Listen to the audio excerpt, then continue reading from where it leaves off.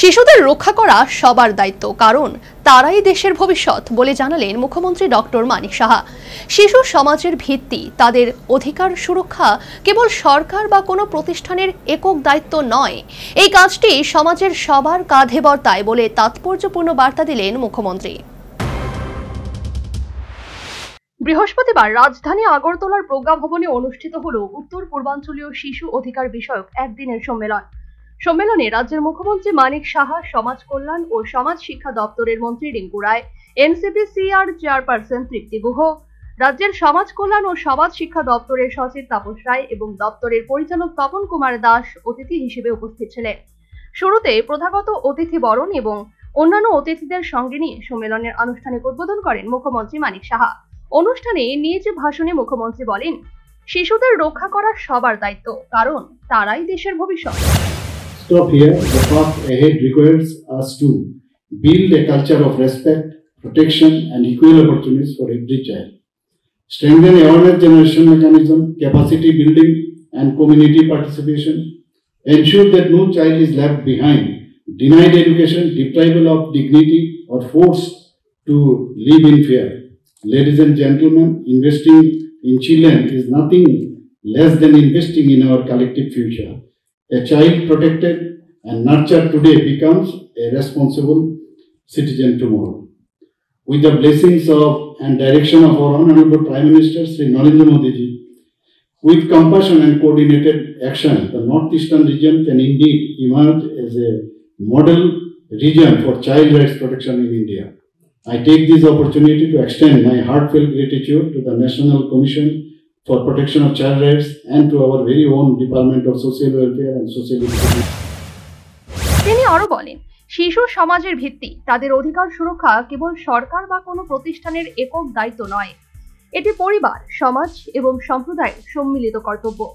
ত্রিপুরা সরকারের উদ্যোগের কথা উল্লেখ করে মুখ্যমন্ত্রী বলেন, 2022 থেকে 2025 সালের মধ্যে রাজ্যে 28 জন শিশু আইনানুগ দত্তক গ্রহণের মাধ্যমে স্নেহময় পরিবার পেয়েছে।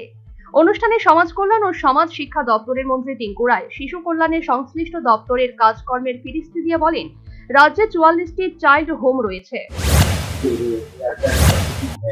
ये सब कुछ हम लोग देखने में आता है।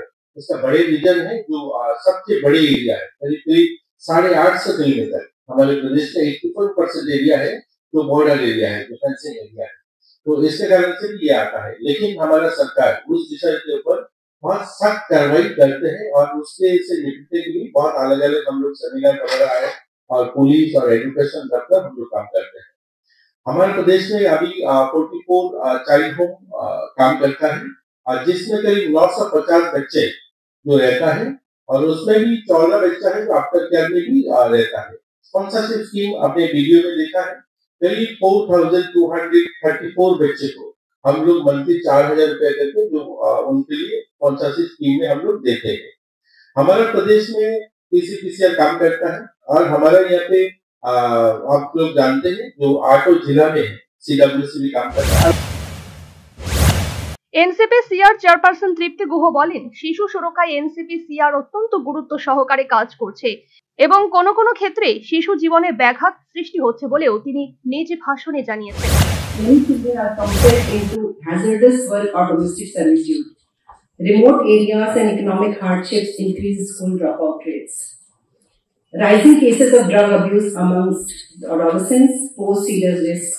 Displacement due to ethnic tensions or economic migration disrupts children's lives.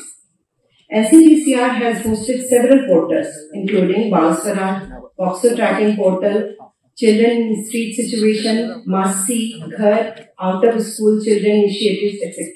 However, there is a noted trend of lack of reporting, incomplete reporting or no reporting of information by the concerned state district level authorities, leaving the portals redundant. I would like to draw attention of all the police officials, CWC members, JJB members sitting here to kindly ensure that these portals which were made to track the progress of the child are not left incomplete for want of information from your end. সর্বোপরি বৃহস্পতিবার রাজধানী আগরতলার প্রজ্ঞা ভবনে অনুষ্ঠিত হলো উত্তর পূর্বাঞ্চলীয় শিশু অধিকার বিষয়ক একদিনের সম্মেলন। শিশু সুরক্ষা বিষয়ে এ ধরনের সম্মেলন যথেষ্ট তাৎপর্যপূর্ণ বলে শিশু বিশেষজ্ঞ মহলের অভিমত। তবে শিশু সুরক্ষার বিষয়টি শুধুমাত্র সরকার বা কেবলমাত্র কোনো একক প্রতিষ্ঠানের দায়িত্ব নয়, এটি পরিবার, সমাজ ও সম্প্রদায়ের সম্মিলিত গুরু দায়িত্ব ও কর্তব্য বলে জানালেন মুখ্যমন্ত্রী Manik Saha. Bureau report, News vanguard.